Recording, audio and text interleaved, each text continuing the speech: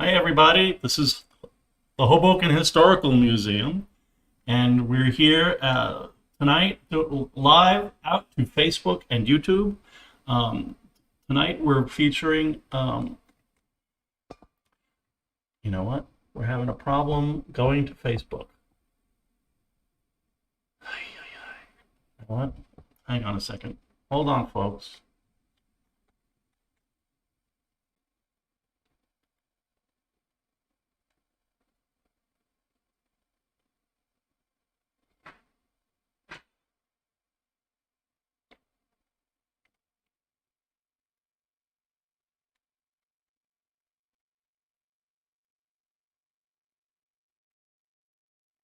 All right, we're just going to keep going. I think we're having a problem with Facebook, so if you're welcome all of our YouTube guests. I'm Rand Hoppy here at the Hoboken Historical Museum, and I'm producer, director, whatever. I make this show happen. I'm clicking buttons, working computers, and tonight it's an artist gallery, upper gallery artist talk with Jean-Paul Picard. He's got a new exhibit opening on Sunday called Hoboken Sweeps 3DO. And tonight he's going to be talking with Ray Guzman, and I'm going to hand it over to them, and then I'll come back in a bit. So take it away. Good evening, Hoboken. Welcome to the Hoboken Historical Museum's talk, Hoboken Talks, and it's going to be a very exciting talk, just as we're going to have a very exciting show tomorrow opening. My guest is a dear friend and Hoboken Boulevardier, Jean-Paul Picard. Hello, everybody. And we're here to learn a little bit about himself, who he is as a person, as an artist, and as a patron of the museum. He's done a lot of work for the museum, and very grateful to have him. Thank you. Thank you very much. Thank you to the museum for this event. You have a very extensive bio here, and I've known you for quite a long time, many years, and there's some things I didn't know about you, but I'm glad that we're doing this talk because now I can learn some more about you. I thought I knew everything about you. So it says here, I know you were going to art school in Morristown, in school, and you were taking art classes. Yes. Afterwards, and it says you were doing 3 hours a day. Yes. Tell us a little bit. The Morris County School, Morris County Vocational School had a commercial art program, and so I showed my portfolio in the sophomore year, and the following year I was bused from Morristown to Denville, where the school existed. It's the old Singer company building, and so I would be bused 5 days a week to that location, as well as students from all around the county to do all sorts of courses. And I took communication arts. Frank Neubauer was my teacher. And so he was teaching commercial art, how to get things ready for the press, how to draw. How did you get interested in art at that time? I mean, I was in the middle of, I was also part of the Arthouse program in Morristown. The year I started, they had moved the art department from the school building to a house just next door that would eventually be torn down. So I took 4 years of art school, of art in the at high school, and then took another 3 hours every day. Yeah, I didn't know. Yeah. So it was quite fun to do that. Mr. Gunter and Mr. Butler were my art teachers there. Mm-hmm. And this show that we're looking at right now, and I've known you for a long time. You've always had a camera. How did that come into play back in those days? Well, I did have a camera when I was young, the Swinger, the Instamatic, and I had taken some pictures. I did have a photograph published when I was young to a yearbook for the Assumption School. So I did have a few photos, but it was just like anyone else taking snapshots. While I was at Morristown High, I studied a lot of printmaking courses, woodblock, linoleum, silkscreen, and etching through the Morris County School, Morris County Art Association. So I studied there under Jonathan Talbot. And so we did all sorts of different printmaking. So I liked the idea of printmaking quite a lot. I remember And, seeing some of the etchings early on, Right. when I first met you in the 80s. Right. So I did that, and then when I went to Parsons School of Design, second year was my first year in communication design, and it was a requirement to take photography. And darkroom. So you learn to use a 35 millimeter film camera. You learn to process the roll of film in daylight tanks. Then you went into the darkroom, darkroom, and get high on the hypo, and that's why they call it hypo. And to do that, so I was using a public darkroom.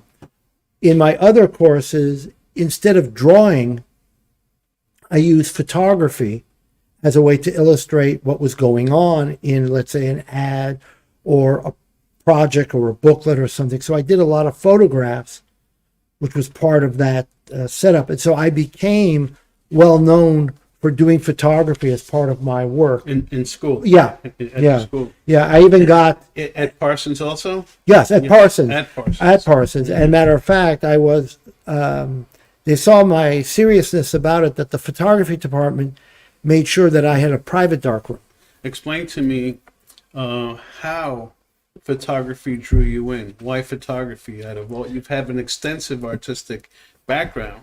Well, the one thing about printmaking is that you can change it, right? You can have variations on it, especially like in lithography or silk screen.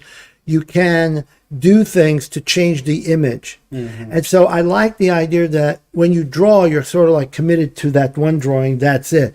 I like the idea that I could make mistakes and avert the having another chance at it.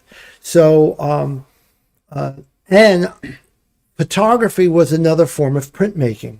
I saw it as especially when That's fascinating. especially when when I studied under George Tice, we learned archival printmaking. So he's a master of photography, worked for the Metropolitan Museum of Art, where he's helped to produce imagery from the original negatives of in the 1800s and stuff like that. So he showed us a number of procedures. Everybody can see where there's some of that connection. Yeah. So I mean, no one, everyone thought there was this secret formula, and then he would say Dectol. Well, that's a common developer. We were doing film, processing film. What's the secret formula? D76. That's a common developer. Everybody was very disappointed in a way but it was his So the method. magic is the thought and the visual. It's also like you're learning your precision.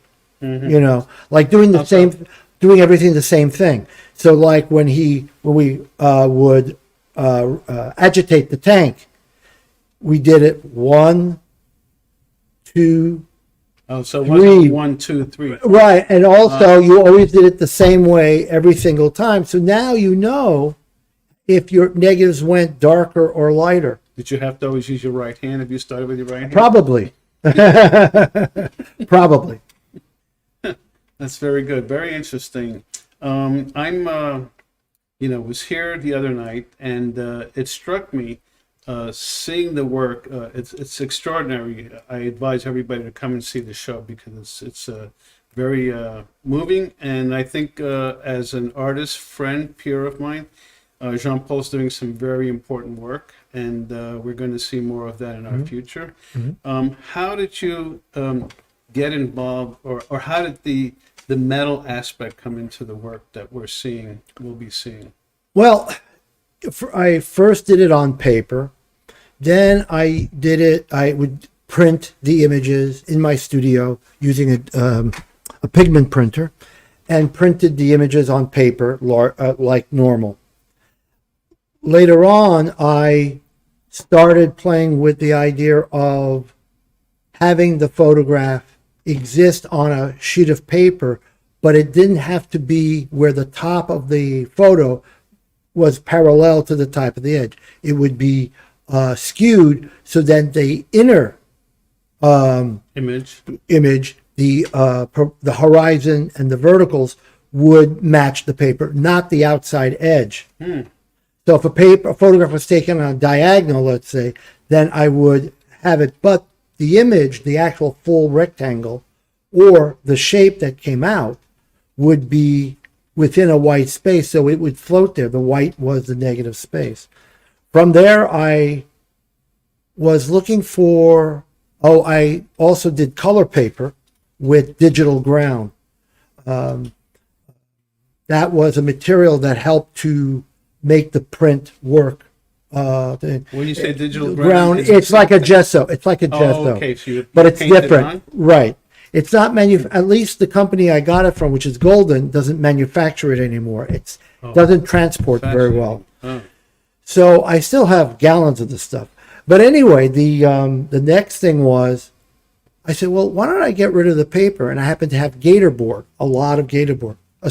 An art store. Our famous art stores all over New York were closing. Mm-hmm. So I bought a bunch of Gator board, which is like a foam core, except it's wood laminate on the top and the bottom. I would adhere the photograph onto the Gator board and I would cut it out. And then I would hang it. And that particular piece, which is hanging in this show, so it hung in the first show and the second show, I got into the shape pieces because when I did this, it was a last minute thing.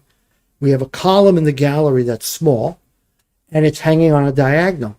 And sure enough, the artist who came to the show last time in 2017 looked at the entire show, saw the piece, and came up to me and said, yes.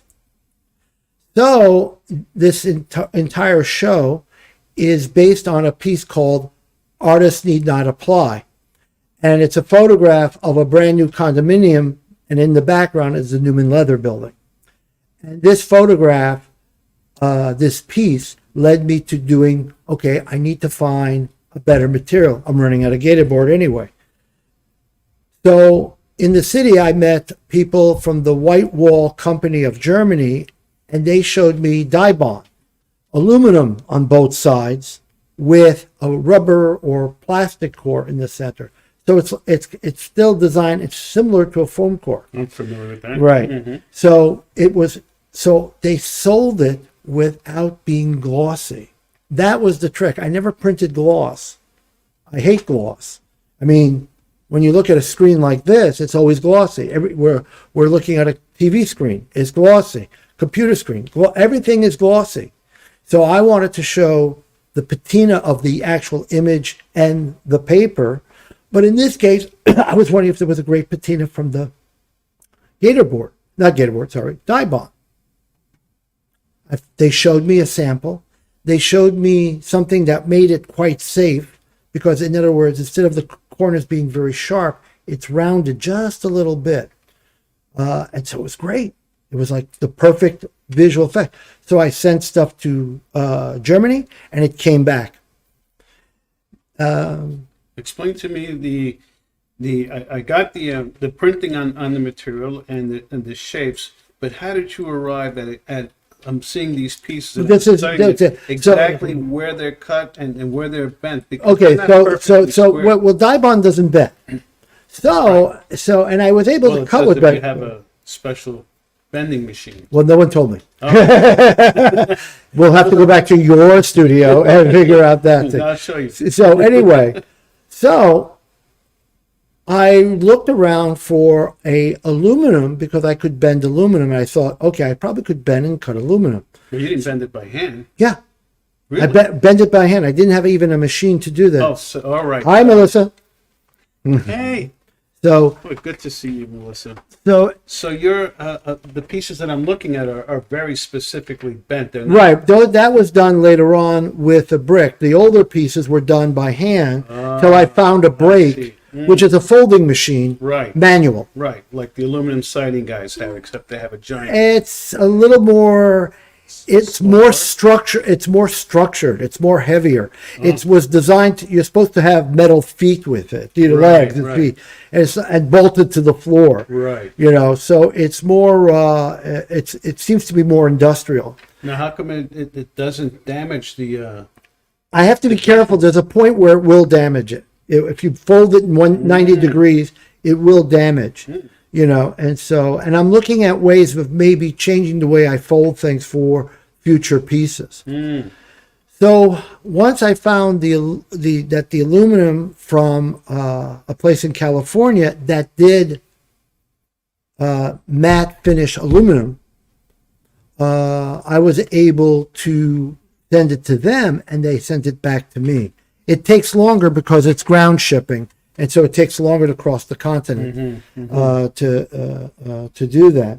It's called Chromolux aluminum dye sublimation. Oh, I know that technique. So it's that. So the metal is easy to do it, and I will do a paper maquette. I will do a paper sample. I may print 4 or 5 different pieces on one sheet of paper, and I'll start cutting and folding the paper and putting it on a wall and just taking a look to see if that's the way the image wants me to fold and cut it. That's a great way of working, right? Yeah, to do that. And then sometimes I'll do it again before I actually do the piece. The problem with the work is that in most cases you work on the structure, then you put the image on it. In my case, the image is on the aluminum, or it's on the dye bond, or it's on the paper, and then with the aluminum dye bond, I have to, if I'm going to cut it, I have to wrap it to protect it. I have to prevent, because if I'm running a saw, the blue tape that's used that comes off, yes, I sometimes use blue tape and brown paper, so I don't have to have blue tape extra, right. It's so I don't have the jigsaw damage. And even if I had one of those professional standing saws to panel saws, panel saws, there's still the base, and so I need something so then it doesn't to prevent the scraping. Usually you cut and then you polish, then you put an image. Matter of fact, most cases what happens is the image is bigger than the metal or wood or whatever piece you have, and then you trim it, and now you have a borderless image. So let me ask you, the surface on the ones that I'm seeing in metal, and the printing is excellent on it, and is a matte. There's a matte satin matte, which is very attractive. So you don't attach any kind of a finish or a protective coating on it? No. It's finish as it comes out. I mean, that's one of the benefits of using this. There's no you don't add anything to it. So and I noticed that they're hung very well. Pardon the pun. The pieces, the way they are attached on the backs, I noticed that last night. They're very technically oriented. I mean, you've done a pretty good job on that. Right, Talk because a little bit about that. Well, if I hung a flat piece, that means each corner is the same depth as every other corner. So there'd be, to do that, so you get 4 pieces exactly the same. But with the piece like behind me here, well, one side is a little bit out of the other. And so I may have to adjust depending on that, about the distance and everything. So there's the armature has extra bolts for adjustment to the piece.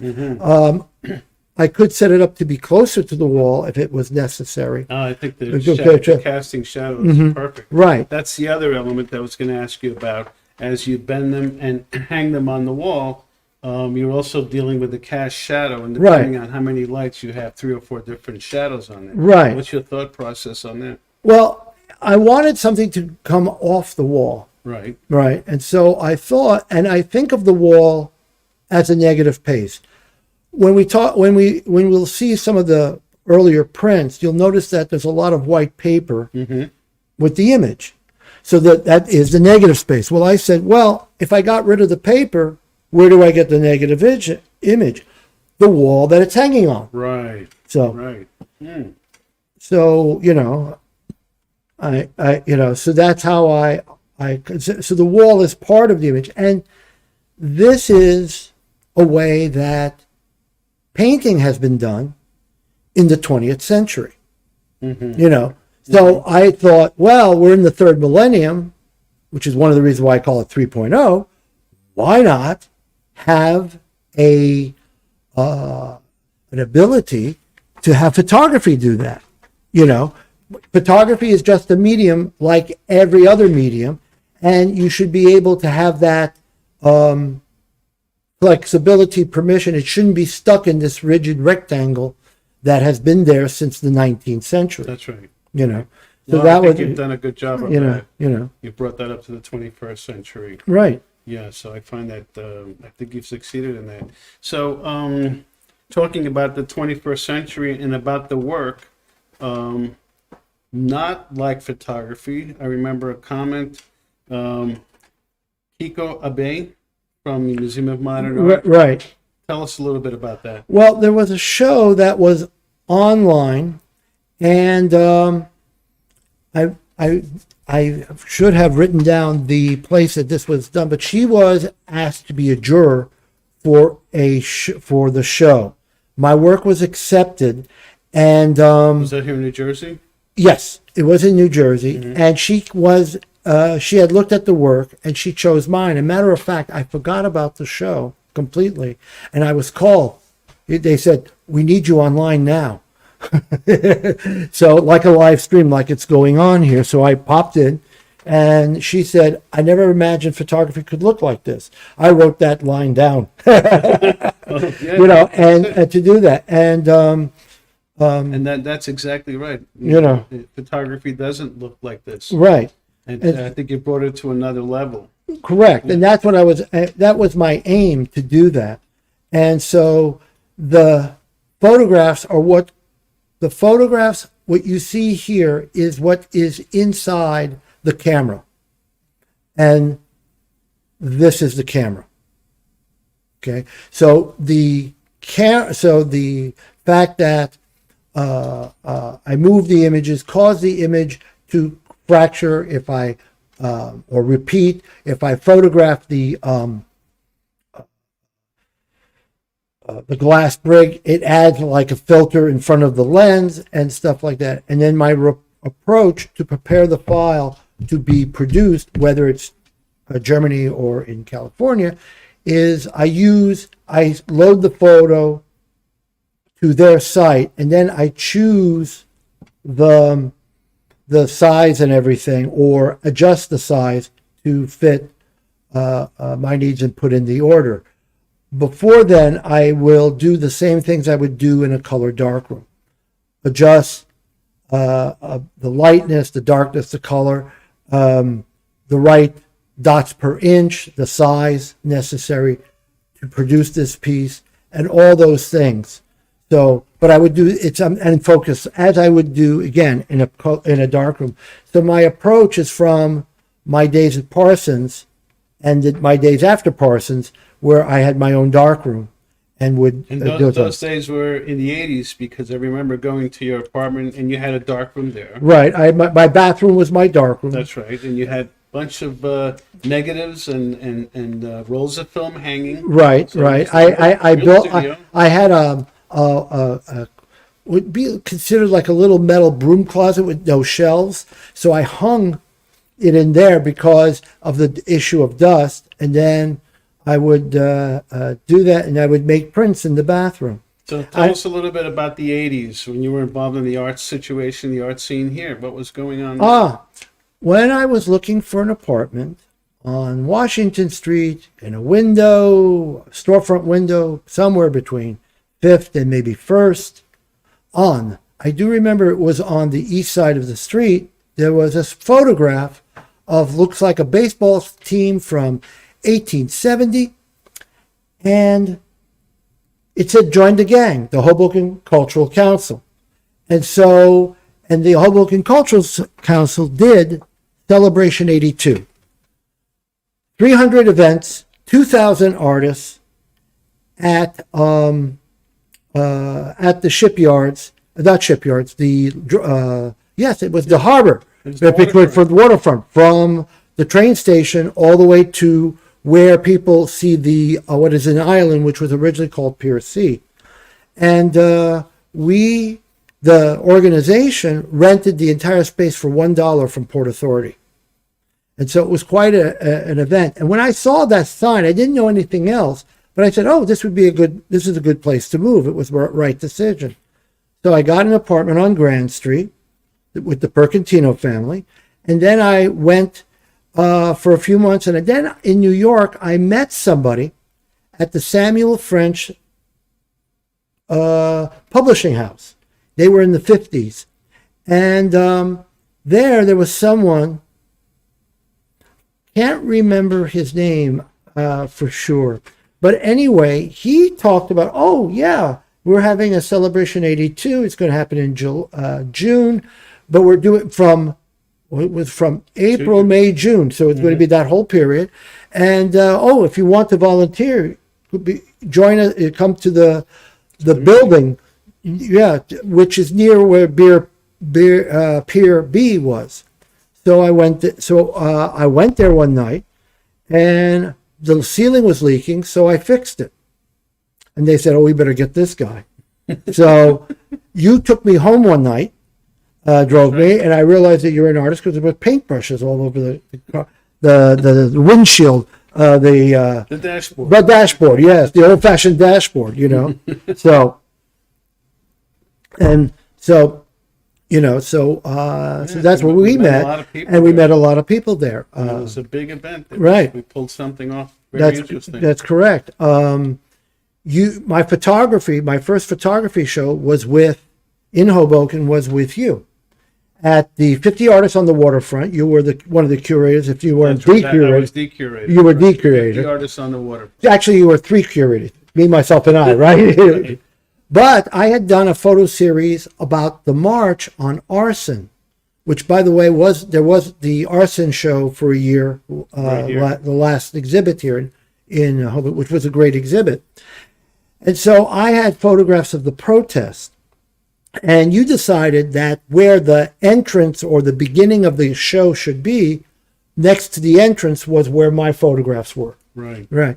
And so that was a really wonderful thing. And it was a good recognition of, yes, there's a problem in this city and it has to be dealt with. Mm-hmm. Later on, there was a cafe called the Unicorn, which was between 5th and 6th. And I had a photography show there with another photographer. Roy Kinzer had organized that show. And the gallery owner didn't want my work.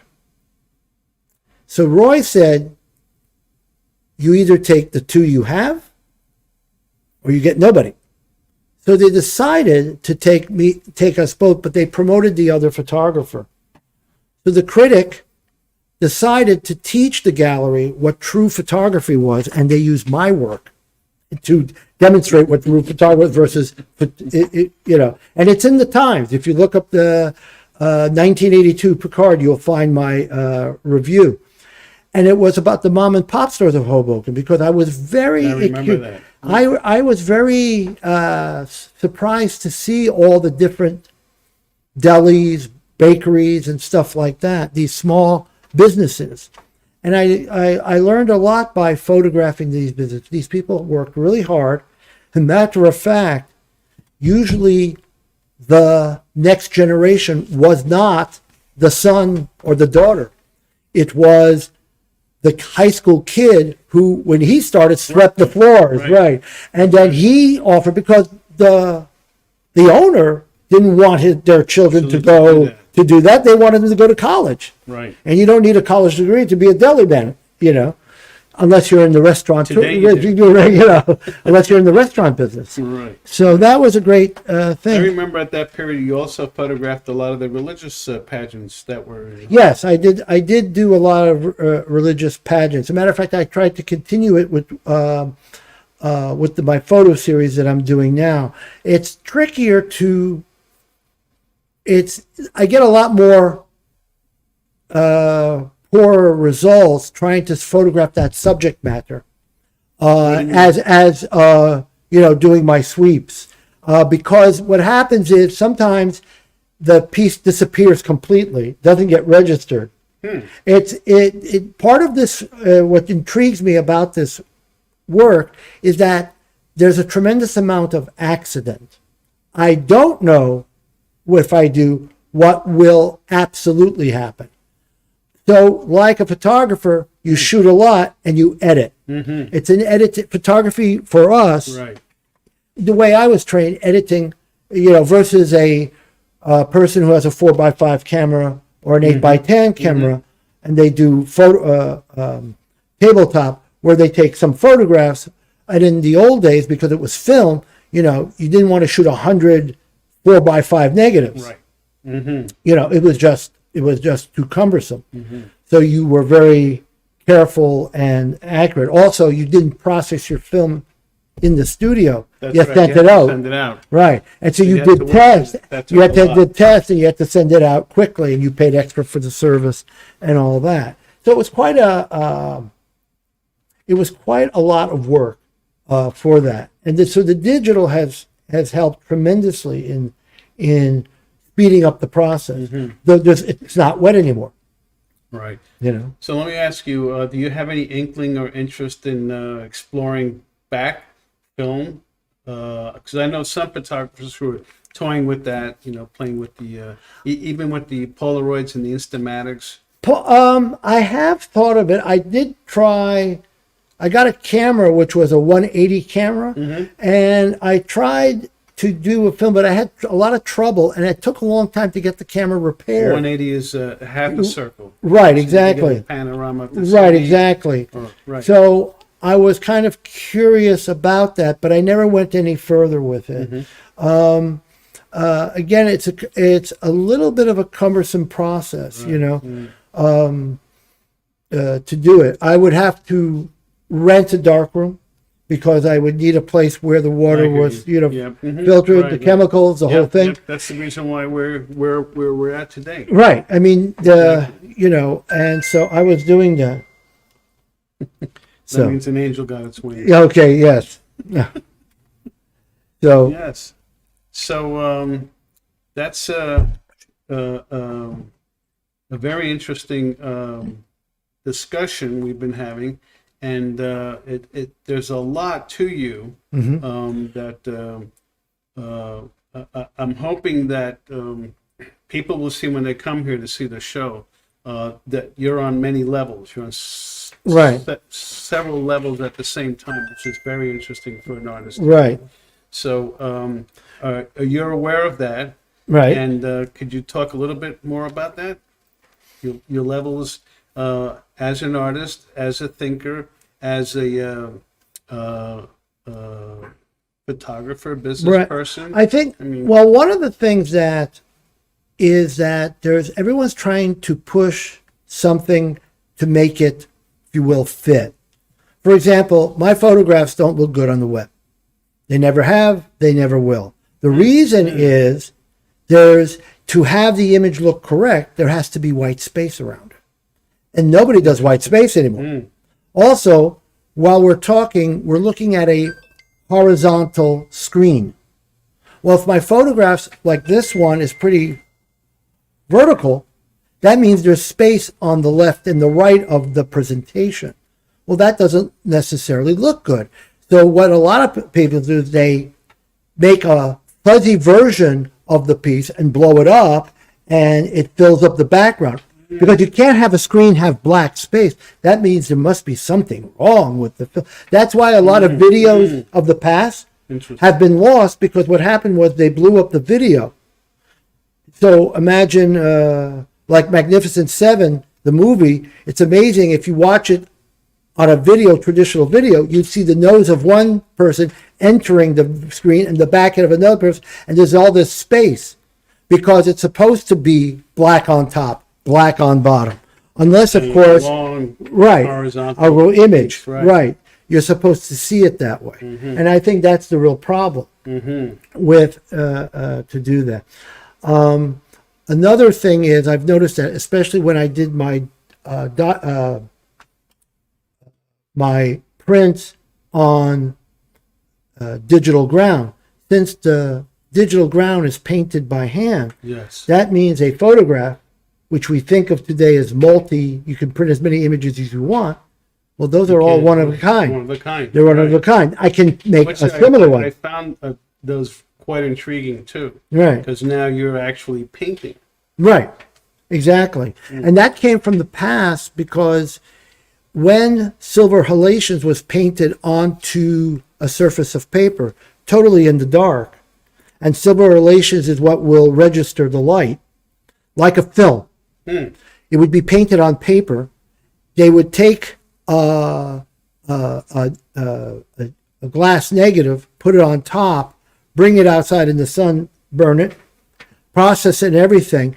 And so that's how they made their duplications. But what they had to do was they had to paint the paper first. So wherever there isn't, wherever it was exposed, And wherever there was but- a chemical. right. So you see a lot of brush strokes on the outside of the actual image, which would be covered by the mat. Right. You I know, missed that. so that's the thing. Also, you know the tradition of artists. We're cheap, right? I could spend hundreds of dollars on a frame for this, or I could just spend the money on this. So it makes it right. Take your pick. So it's that type Well, of that's figure. interesting you said it, because these are not. They don't call for framing. Right, They I don't- they are right. Sculptural Right. works of art. Right, and exactly. They're pure. Right. Even though the other pieces are framed, and I like the way they're done on the paper and on the frame, and they don't look like paper. They look like metal pieces that are framed. And I'm wondering if we shouldn't show some of the slides because that way we can point out some things that we talked about before, just to help people give them a sense. Celebration 82. oh yes, that was the pier where we had to show. Right. So, Yeah, it's a big wide space, and there were 50 artists in there, and sculptural prints, paintings, and it was a very exciting time Right. for all of us. I think Kit Saylor hung this plastic, This installation. this installation. Yes. Right. Frank Mazzio. My mom and pop shop photography. This is one photo from that series. He had a framing store. Did he have it? Was it also selling art? He was an Well, artist. I call him the oldest living artist in Hoboken. He died at 93. And him and I would meet Frank because he lived catty corner to the Elysian. And we would go there and have red wine, a glass of red wine after work almost every day. He was a wonderful person and a great artist. Yes. And his first studio, or his main studio, was over McDonald's. Oh, I didn't realize that. Yes, and one of the artists who worked for him, because he used to do window dressing for Bamberger's Yeah. and Macy's, was William de Kooning, who was also living in Hoboken. Yes, in the there is a 50s. photograph. There is a photograph of William de Kooning sitting in front of the roundhouse at Stevens Institute Stevens of Institute. Technology. Right. It's Frank the background. was a great guy. Uh-huh. He was born in France. Yes, that's right.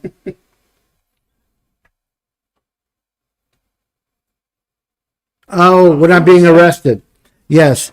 This is during Celebration 82. So what happened was we That's got you on the left, right? Yep, that's me, my rest. And all the people who were working with me all across the street didn't know me. What's happening is that plainclothes detective is checking the papers that I received from Mayor Capiello, explaining that I had the right to set up kiosks, about 5 or 6 of them, all along Washington Street to advertise Celebration 82 and the events that were going to happen. And That's a great shot. yeah, so to do that, so Wow, look at City Hall. Huh? yeah, so I didn't get arrested, by the Oh. way. I got permission. This is from the first show I had at the museum, and it was a series of portraits, which I did in my studio, the earlier studio at Newman Leather. That's a view, of course, and there's your wonderful son. My most Well, wonderful. your most wonderful son, That's right. Noah. Noah. Yep.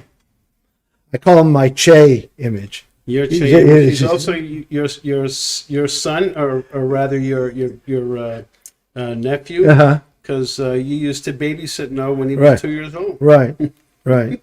So, yes. This is the photograph I was talking about. So I did this photograph. I said, this is a wonderful photograph, but it's going downhill. And this is at the Unisphere, so which is in Queens. Queens, And well, so the fair. next photo, you'll see that there.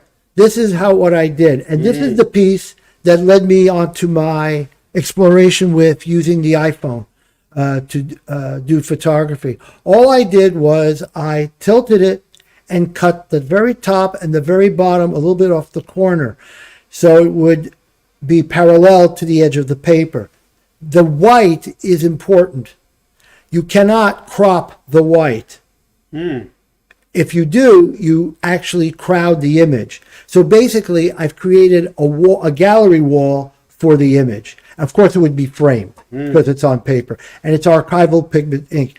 And when I saw that, I go, oh, this is good. And I started working with my phone almost exclusively. Really? Wow, interesting. I can see where the roots come from. Okay, this is a vertical panorama, Wow. and this is the alleyway and entrance to the Newman Leather Building. It's a side entrance. That's a great piece. I Yeah. love that reflection. Now, this is a very a mural done by a very famous artist. Let me see, what's his name? Guzman. That's it, Ray Guzman. And so you did this mural. What year? 1981. So this was a study that I was doing with 35 millimeter camera, where I would take a lot of pictures and change the order around, but the left was left and the right was light. So in this photo, if you look to the left, you'll see a bus parked at the light, waiting to continue its travels. So I started with the bus, and then I kept panning till I got to the mural. And then as I got to the other end, which you see on the right, that's the same bus. Now, why is there no blur in there? Because I'm very careful. Wow. I mean, but it's also because in a panoramic, what it's doing is taking multiple pictures. And if I do it in a slow way, I should be, and was originally, that's what the panoramic was really designed for, was to do things similar to this. But I was interested in the idea of time, where something would appear twice on the same image. And this comes from an old philosophy of film photography, because instead of having a shutter go like this, the shutter would go like this. So it would be a curtain across. So one end of the negative was older than the other end. Of course, we're talking about split seconds, so it's no big deal. But but this was a way of kind of like mimicking that you could be, or something could be in two places in the same shot. Not at the same time, because there's a time sequence. Time sequence. Right. Film is much faster than this, obviously. Right. So Right. And if it was film setting, they would be overexposed. yeah. So Very, very interesting. now this is one with the digital ground, as you see the white and stuff like that. So it was a trial. This is one of the Hoboken Arts and Music Festivals on Washington Street. And the only thing here is I tilted the image and I cropped the left and the right a little bit. I tend to leave the image the way it is. So why is the image jaggy is because that area was black when it came out of the camera. Oh, really? So I removed the black, so it just was true. Also, the two things that helped me with this, and this is an old printing tradition, is that one, sometimes there's just too much white. So I like to have color, but if I printed it on color, the visual color would be saturated by the paper color. But if you put enough white in certain areas, those areas will pop the original color of the print. So you're talking about the white ground. Yes. Okay. The white ground. So that's the digital ground. And that's what would make it work really well. This is a one-of-a-kind image, which goes against all the photography rules, right? Well, or the traditions of photography. And that's that's pretty much what I'm doing constantly, is changing the rules. Again, in a website, they would want to make this a square, because of course, every artist makes, when they have a website, have square thumbnails. No, the thumbnail has to be all of this or none of it. That's right. So I'm very specific. That's why, again, I have difficulty with canned setups, because they don't understand. They're doing it because they're being maybe scientific, maybe engineering. No, they forgot there's an art involved. You want to see the whole thing. That's right. Continue. This is one of the St. Anne's. This is a recent one, not St. Anne's. Right. Sorry, this is what's the name of it? Yeah, is that the St. Anne's Festival? No, this is the Muddy? yes, The Matiri. the Dimateri, Yeah. yes, Mhm. the Muppy Feast. So this is a good one, and so this one worked really well because you see the person like the the person's repeated twice. The imagery is, but there she is, nice and tall, and it's sort of like a way someone would look. I sometimes think of myself as like with my camera, I'm sticking my head out the window and looking out, down, and around, like the way the Italian women would speak on the streets of Hoboken. They would hang out the windows and they would talk to the person across the street, and then they would look down and talk to someone that's down the street, and then they would talk to someone who was in another building aside the street. That was the Hoboken telephone. That was back in the day. Yeah, that was the 1980s. And then when you had neighborhoods. Right. It's great. Different today. Now, a lot of, as you see, my stuff is about from a transportation point of view. So this is advertising wrap that's on the outside of the bus. I'm sitting on the inside. And so I'm taking these pictures, and as you can see, I even hang, again, I continue the idea of hanging, like there's a straight line vertical in the green dot, so I make that match, not the outer edge. And this is 2 pieces. I had 2 other photographs in the, what is it? I had 2 other pieces at the Big Small show in the drawing rooms show. This just last month. Work. Yes, thank you. Yeah, so this is a very good piece, and I have people who like this series very much, and Yes, so I remember. yes. And I'm thinking of doing this in Dibond or in aluminum, but I want to see, because I'm concerned about if I fold or bend it, if it will add to it or distract from it. So I'm a little bit Well, concerned. you'll have to do it. Right, exactly. Let's see what it looks like. Right, anyway. The next one, please. This is the artist need not apply. In the very background with the smokestack, that's Newman leather. In the front, what used to be Newman leather many years ago, and then was a garage, is now a new condominium. And this is the piece that hung in the my second show in 2017, in which all the artists were like, this is great, yes, you should continue this way. And so I can blame all the artists here in Hoboken for what they see in this show. And you listened. Yes, yes, Again, the idea of dots, and this is from the light rail, and we stopped at Exchange Place. So, How big is that? Looks like a it's a 25 by 25 inches. Wow. Yeah, I tend to be in the 25-inch size. I thought that would be a good size. So the finished piece is 25 by 25. Yes, Wow, yes. That's big. So I've heard people say, "Oh, what would it be like smaller?" And then I heard people, "Oh, what would it be like bigger?" Right. And I go, "Oh, what about putting some money in my hand, and I'll do it custom make?" Now this is where I went really far. I was in a plane. Oh, And this is probably a 15-minute exposure. really? Yeah. And so it just built up very slowly as the plane is moving. I wasn't steering the 15 plane, by the way. minutes. About. So, There's been some are 15 minutes, some are 5 minutes. I'm you're thinking. talking about, so these are different composite images? No. This is one image. I just hold the camera there Really? and wait for the image to process through in the camera.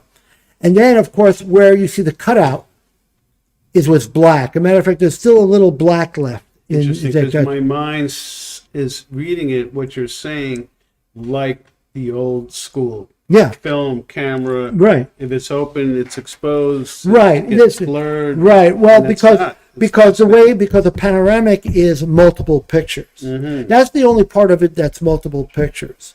One of the things I tried to do, especially in the older series of using film photography, was that when I did a montage work, I tried to make sure that the people knew that it wasn't made up of 20 or 30 pictures. You're talking about the viewer. The viewer, right. And so to do that. I didn't, though there is multiple image, I didn't do anything. Right. It was the actual panoramic that grabbed the image. Right. That's right. And then I just took it into Photoshop and took out wherever the white is. I took it out because this would be pretty much a square. So, so the shape is the shape that the camera captured. Really? There's even a reflection. There's even there's even a reflection on the high end of the window from across. Right. Yeah. Wonderful. This is dye bond, by the way. Really? This is one of the last gator board pieces I did. I made this extra long and I printed it in my studio. I think I saw this at the studio. Yeah. And so this is the first block, and it got me interested in photographing the blocks. So wonderful. And now this is the lead one of the lead photos in the show, as you can see on this one right here. And so that's the lead photo. And I've had people say it's very beautiful. They saying this is a painting. I said no. This is a photograph of a painting. No. Well, it's all the above. Right, exactly. It's all the above. It's exactly. And you succeeded on many levels. It's where what I feel very strongly about that this and many of the pieces I do have met an aesthetic that goes beyond the medium. We went through the medium, and so it is an aesthetic piece. As many paintings are, as many watercolors, as many prints are. Works of art. Yeah, works of art. Once you've reached that level, there's a wonderful piece. This is a piece. This was the paper version of the piece, and it was to try to see how it would like if instead of folding it with the machine, break, I would just simply bang it up without damaging the image. Right. And so I bang it and fold it constantly off the corner with my hands. Yeah, well, I may have banged it. Right. Yeah, and but so it's paper or it's metal. Well, there was a metal version of it made, version, and it sold online while I was advertising for the spring, the late spring studio tour at Newman Leather, and so this piece is, and again, because of the bending of this particular type of piece, this would be considered one of a kind, because I can't bend it exactly the same way unless I had built a mold and had a stamp. That's not exciting. Right. That's wonderful. We went backwards. And here again, you can see where the vertical line is straight, the top horizontal line is straight, so it matches, the top matches the ceiling line, the vertical matches the wall line, but the shape, which is 1, 2, 3, 4, 5, 6, so it's a polygon, like many of my images are polygons, is how it works, and it should hang this way. Yeah, that's what I love about it, because that's what caught my attention. When I saw it, I was asking where did I notice that there was a balance, but I wasn't sure where it was coming from, and you explained that center line is the vertical, that's straight, and everything else is falling naturally. Correct. I think that's what gives it an excellent visual on the shadow cast. Yeah. Yes. This is another photograph I again bent, and so again multiple piece. This one and the last one are both. Is this one? No, this one is not in the show. And I'm not critiquing the photo image. What I'm saying is seeing them in real life is even more extraordinary. Yeah, I mean so I implore everybody to come and see the show because it's a very exquisite show. I would like to thank Bill Kern for hanging the show. It was very good. Great. Thank you, Bill. Thank you, Bill. Now, this was something that surprised me when I did the panoramic. When I did this one, what was surprising was that the person fractured the way they did, and it was very clear how they fractured. And I was quite surprised that this happened. It seems that the grid pattern behind the camera caused the fracturing of the image in front. Oh, wow. That's as far as I can figure. I am not sure why that happened, but it did. And I made a small piece. I made this a 10-inch by 20, and I'm really happy about it. But if I made this 25 piece, it would be 50 inches. And most places I'm trying to present it wouldn't accept it. It's too Oh, big. really? Too big. It's too big. That's a shame. You know, One day museum you know, will- right. I mean, that's what You'll get a commission one right, day to get it. to 50 feet. right, exactly. Yeah, exactly.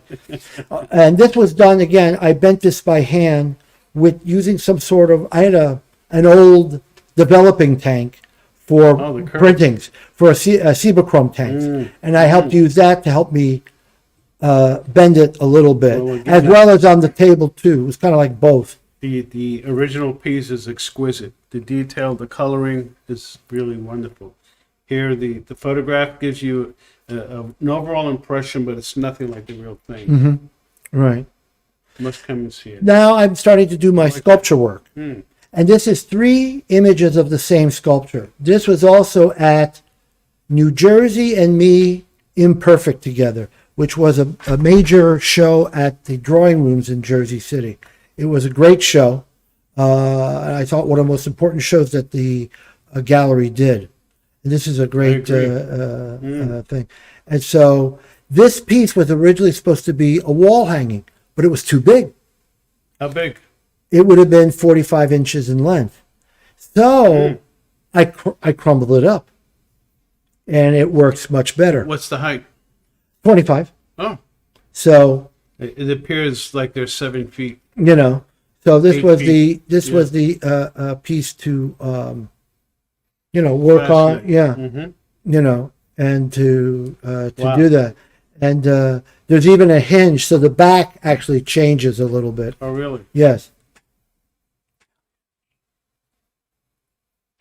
Now, this is the front and a back of a piece I did, and Ray helped me with this because this is car wrap, which he can print.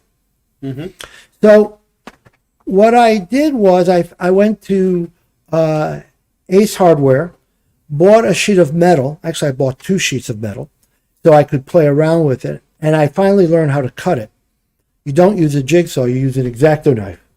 And so I created this, and this was not done by the phone.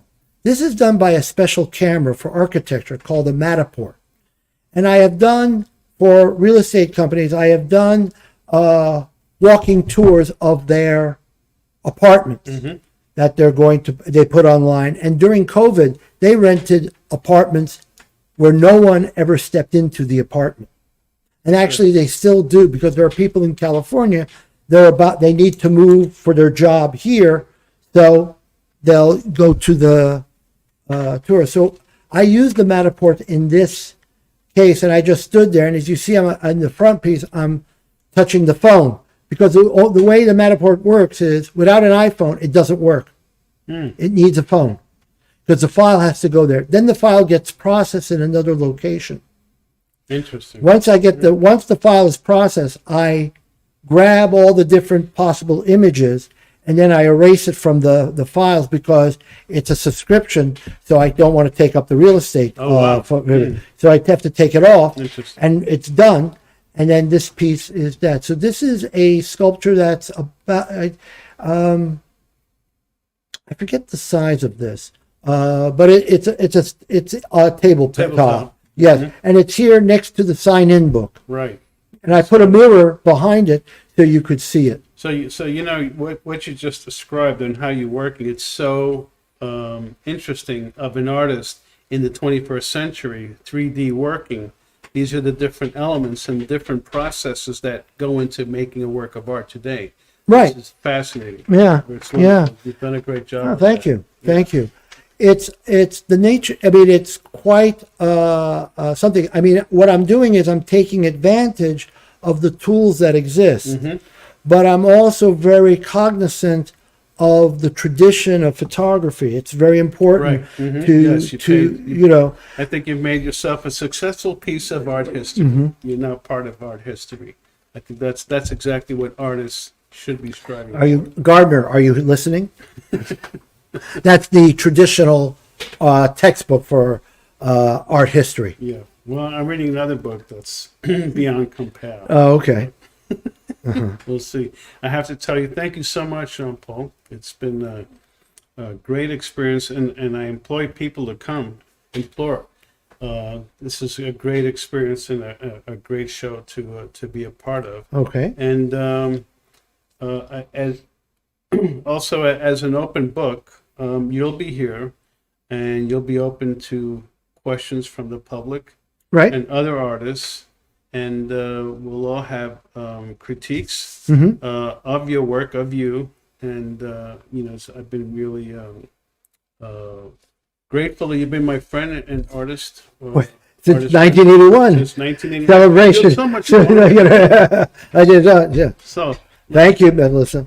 Melissa, we miss you, Melissa. Yeah, come on back. Yeah, say hi to everybody out there. And Rand has done a great job. Thank you so much. Thank you, Bill Kern. Thank you, Bob Foster. Bob Foster, for inviting me to show for a third time. Thank you very, very much. And you're a Yeah, sweetheart. Yeah, we miss you lots. And I think Well, I could talk some more. sure. We would There's still let Rand to tell us what to do next. So we're gonna close it up. All right. Let's see. Do that. Do a little bit of something else. thank you, Hoboken. All right. Well, thanks, guys. That was great. It was really, really great to see that the art and the talk was really informative. Come on by on Sunday from 2 to 5 on January 28th, and we'll have the opening downstairs, and we'll have an opening upstairs as well in the upper gallery. Jean-Paul Picard, the Hoboken Sweeps. We'd like to thank the Hudson County. It's the Office of the History. Oh my gosh, I can't even remember the full name of that organization. That Cultural Affairs. That's it. Well, it's a lot longer than that. But thank you so much to Hudson County. Yeah, Hudson County for sponsoring and supporting our upper gallery and exhibits. These are our Shipyard Circle for 2022 or 23. We're going to be updating this soon. These are all the high supporters of museum. A lot of great names on there. It's wonderful. That's right. I know a lot of those people. It's Yeah. wonderful. Thank you They're so really much. great people, and we're going to be updating that. Downstairs, opening also on Sunday, is Benedict J. Fernandez, a photojournalist from the Hoboken Shipyard to the Campaign for Civil Rights. Very interesting career that the late Ben Fernandez had, and pleasure to be able to offer it here in our. Also on February 4th, we're going to be celebrating Black History Month with the Black Jubilee, a celebration of Black history. That'll be at 4 p.m. on Sunday, the 4th. Please check out our website to learn more about that. It looks like it's going to be great. Shakira Fraser Rosa is spearheading it, and it should be really wonderful. And Hoboken Talks is coming back for 2024. Incredible. Coming up, we've got Patty Boy. He's with Jack Silbert. It's going to be a fantastic show. And after that, James Mastro with Jack Silbert. So Jack Silbert's got the month of February at Hoboken Talks, and that sounds good to us. So check that out. Stay tuned on our YouTube channel. See more about what's happening as far as our streams and our videos. Please comment and like, share our videos with your friends, subscribe and follow us, because it's a great way to know what we're up to. Thanks again. Oh, I should thank Iron State Properties for their ongoing support for the museum. We wouldn't be here if it weren't for them. So thanks again. And this is Rand Hoppy, and I'm signing off. Thanks again, Ray and Jean-Paul, for another great Upper Gallery Artist Talk.